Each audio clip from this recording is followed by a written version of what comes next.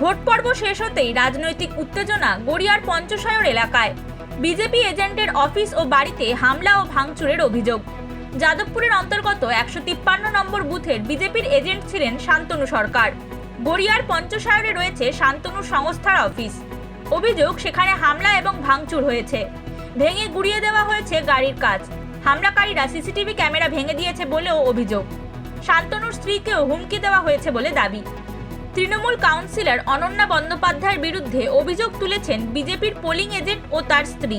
ওরা এসে এই আমার অফিস ভেঙেছে, গাড়ি ভেঙেছে, প্লাস আমার মিসেস যখন ইলেকশন হচ্ছিল 4টের দিকে ওরা আমার গাড়িতে, আমার মিসেস বলছিল অ্যাটাক করেছে গাড়িতে এবং নোংরা অশ্লীল ভাষা ইউজ করেছে।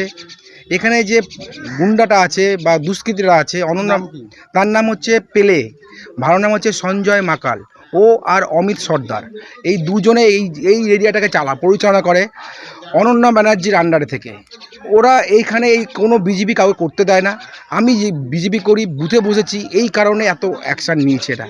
कल 2 बजे से हमको थोड़ा बहुत डाउट हो रहा है। हम बूथ के अगल बगल से थोड़ा घूम रहा, क्योंकि यहाँ पर जो बीजेपी का जो एजेंट है व जो कर्मी लोग हैं वो लोग को बहुत डराया धमकाया था। तो गाड़ी में उठने के बाद थोड़ा दूर सामने ही पुलिस, सीआरपीएफ सब खड़ा है। उन लोग के सामने मेरे गाड़ी पर 100 से 150 लोग पूरा अटैक कर दिया।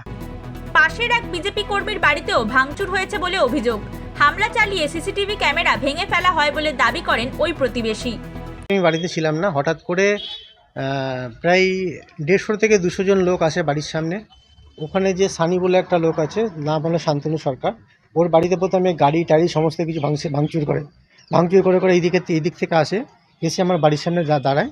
সঞ্জয় মাকাল বলে একজন লোক আছে, তার বাড়ি হলো এইটা, তৃণমূলের সক্রিয় কর্মী বলতে গেলে।